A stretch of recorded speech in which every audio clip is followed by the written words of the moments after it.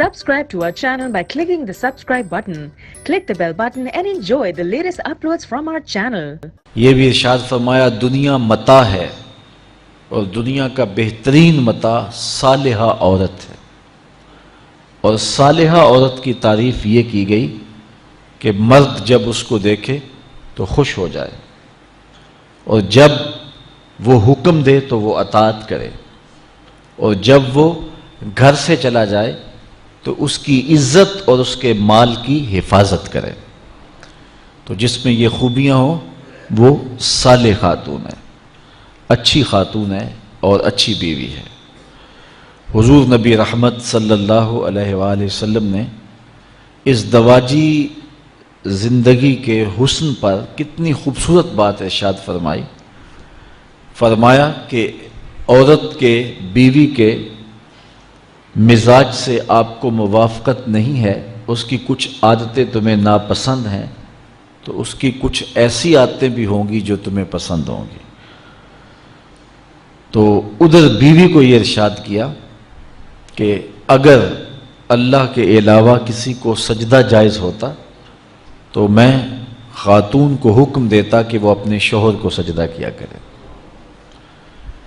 اگر خاتون اس کو مد نظر رکھے تو شوہر کو شکایت پیدا نہیں ہو سکتی، اور اگر شوہر اس حدیث کو مد نظر رکھے کہ اس کی کچھ عادتیں مجھے ناپسند ہیں تو کچھ عادتیں ایسی بھی ہیں جو مجھے پسند ہیں، یہ ماں باپ کا گھر چھوڑ کے آئی ہے، میرے لیے وطن چھوڑا ہے، اپنا آبائی گھر چھوڑا ہے، بہن بھائیوں کو چھوڑ کے میرے لیے وقف ہو گئی ہے، تو یہ چیزیں یقیناً مرد کے لیے اس عورت کی محبت کو پیدا کرنے کے لیے کافی ہیں۔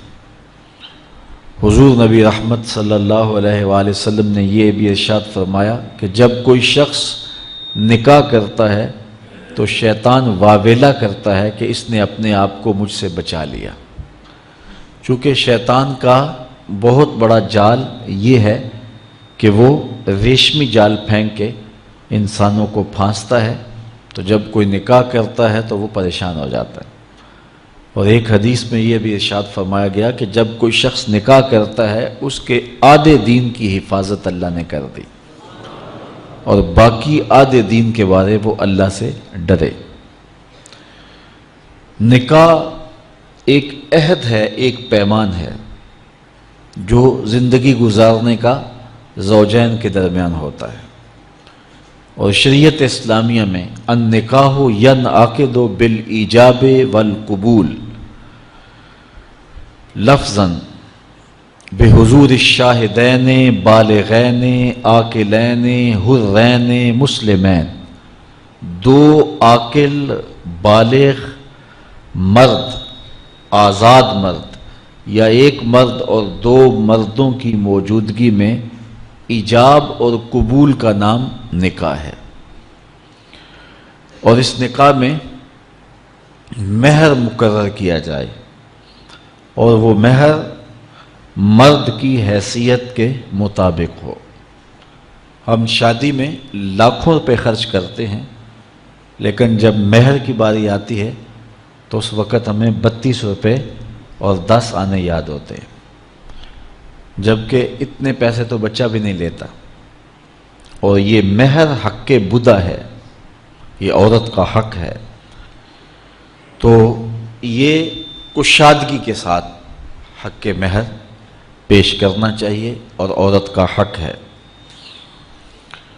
دو گواہوں کا موجود ہونا، اور پھر نکاح اعلانیہ ہونا چاہیے۔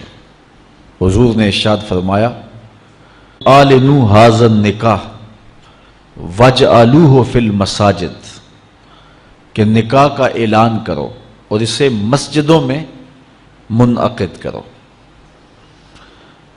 نکاح کے اعلان کے جو مقاصد ہیں وہ بچہ بچہ جانتا ہے، تاکہ جب زوجین چلیں گے، آئیں گے، کہیں بیٹھیں گے تو لوگوں کو پتہ ہوگا کہ ان کا نکاح ہوا ہے، کوئی شک کی نظر سے نہیں دیکھ سکے گا۔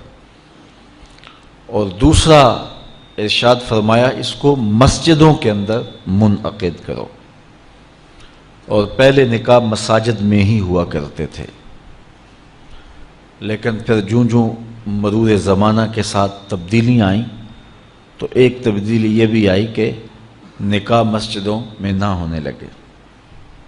عیسائیوں میں آج بھی جوڑا گرجا گھر میں جاتا ہے اور پادری کو ان کے پاس نہیں آنا پڑتا، بلکہ وہ وہاں جا کر کے عبادت خانے کے اندر اپنے گرجا گھر کے اندر جا کے نکاح کرواتے ہیں۔ تو آج بھی نکاح کی برکتیں حاصل کرنے کے لیے ہم اس کو مساجد کے اندر منعقد کرنے کا جو شرعی حکم ہے اس کی پابندی کریں تو نکاح کے اندر بہت ساری خیر و برکت پیدا ہوگی۔ آسان نکاح فرمایا گیا ہے وہ ہے جس کے اندر اخراجات بہت کم آئیں۔ ہم نے نکاح کو مشکل بنا لیا ہوا ہے اور اس کے ساتھ اتنے لوازمات پیدا کر دیے گئے ہیں کہ اس زمانے کے اندر بدی آسان ہو گئی ہے اور نکاح مشکل ہو گیا ہے۔ حضور علیہ السلام کے زمانے میں ایسا نہیں ہوتا تھا۔ سیدہ طیبہ طاہرہ سیدہ فاطمہ الزہرا رضی اللہ تعالی عنہا کا نکاح دیکھیے اور ان کو جو جہیز حضور نے دیا ہے اس کو دیکھیے اور زندگی کو سہل بنانے کی کوشش کیجیے۔ آج جس کے ہاں 4 بیٹیاں پیدا ہو جاتی ہیں اس کی نیند اڑ جاتی ہے۔ ایک تو یہ کہ اچھے رشتے میسر آنا مشکل، دوسرا مرحلہ بیٹوں کی طرف سے بیٹے والوں کی طرف سے ایک لمبی فہرست ہوتی ہے کہ ہمیں یہ دیا جائے۔ بعض لوگ بولتے نہیں لیکن وہ کنائے میں اشارے میں بتا دیتے ہیں، اور اگر ان کی ڈیمانڈ پوری نہ کی جائے یا ان کی جو توقعات ہیں ان کو نہ سمجھا جائے تو بیٹی سسرال میں جا کے سکھ کی زندگی نہیں گزار سکتی۔ اور معاشرے کا کتنا کمینہ شخص ہے وہ جو کسی کی بیٹی کو اس لیے تنگ کرتا ہے کہ وہ جہیز نہیں لے کے آئی یا وہ اس کی خواہش کے مطابق اس کی توقع کے مطابق جہیز نہیں لائی۔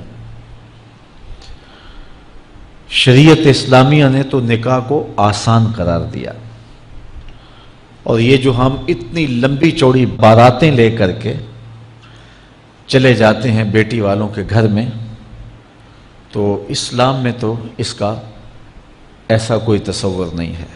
500 600 لوگ بیٹی والوں کے ہاں چلے جاتے ہیں اور جس طرح کسی محاذ پہ جا رہے ہیں۔ نکاح فی المساجد کا رواج اگر ڈالا جائے تو ہماری زندگیاں سوکھی ہو جاتی ہیں۔ یہ جو مروج سلسلہ ہے اس سے غریب لوگ تو پریشان ہیں ہی، امیر لوگ بھی سکھ میں نہیں ہیں۔ آج 1 کروڑ روپیہ شادی پہ خرچ آ رہا ہے، اور جس کی 4 بیٹیاں ہیں وہ ساری زندگی اسی کام میں ہی لگا رہتا ہے۔ اور غریبوں کی زندگی تو اجیرن ہے۔ غریب کی بیٹیاں سگڑ ہیں، سمجھدار ہیں، سنجیدہ و متین ہیں، پڑھی لکھی ہیں، خوبصورت ہیں، لیکن ان کے رشتے قبول اس لیے نہیں کیے جا رہے کہ ان کے پاس دینے کے لیے کچھ نہیں ہے۔ اور اب ایک سلسلہ چلا جہیز فنڈ کا اور اجتماعی شادیوں کا،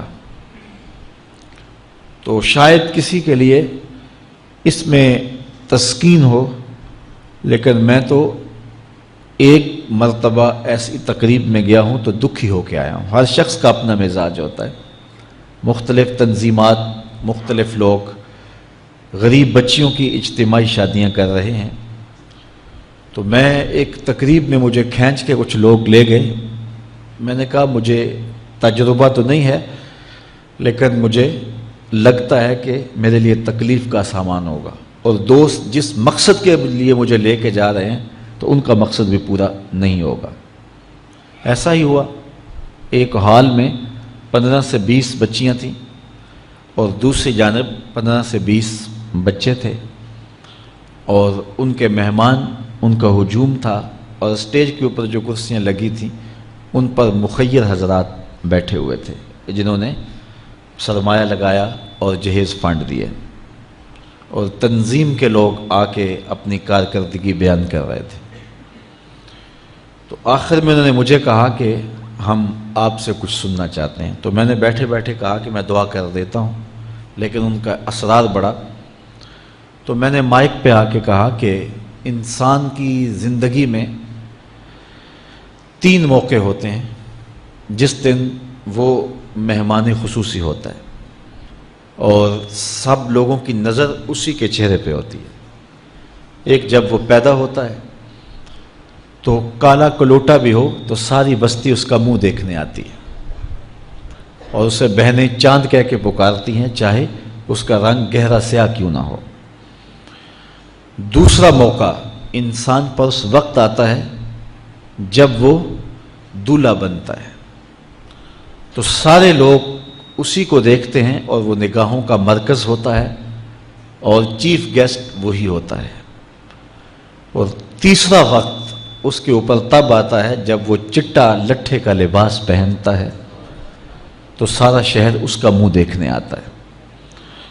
تو میں نے کہا ان غریب لوگوں سے آج تم نے یہ حق بھی چھین لیا۔ آج مخیر حضرات کو اوپر بٹھایا اور ان کو نیچے بٹھایا ہوا ہے اس لیے کہ یہ غریب ہیں، اور کسی کے چہرے کے اوپر میں نے کہا خوشی کے آثار نہیں نظر آ رہے، اداسیاں ہیں، اور اتنے لوگوں کو ان کی غربت کا گواہ بنا رہے۔ ایک دم سکوت طاری ہو گیا حال پر، چونکہ مجھ سے وہ کچھ ایسی باتیں سننا چاہ رہے تھے جس سے ان کو داد ملتی۔ میں نے کہا تمہارے جذبے اپنی جگہ پہ، لیکن کاش کے رات کے اندھیرے میں ان بیٹیوں کے ماں باپ کو تم نے کچھ پیش کیا ہوتا اور یہ اپنے گھر سے رخصت ہوتی تو عرش والا رب بڑا راضی ہوتا۔ لیکن برا کرے نمائش کا کہ ہم نے ان بیٹیوں کا تماشا لگا دیا۔ میں ایک شہر میں گیا تو وہاں آج کل وہ پہلے تھا نا عمرے کے ٹکٹ محفل نعت میں، تو آہستہ آہستہ مجمع سمٹ گیا، تو اب ایک نیا سلسلہ شروع ہوا ہے کہ جہیز کی پرچیاں نکالی جائیں گی۔ تو اسی سال آپ کے قرب میں ایک جگہ 10 کے 15 جہیز فنڈ تھے، تو مجھے خطاب کرنے کے لیے انہوں نے کہا، تو بڑے شوق سے منتظم محفل نے بتایا کہ 15 بچیوں کا جہیز بھی نکالا جائے گا، اور اس پردے کے پیچھے ہزاروں بچیاں بیٹھی ہوئی ہیں۔ تو میں نے اپنی گفتگو میں کہا کہ یہ ظلم نہ کرو۔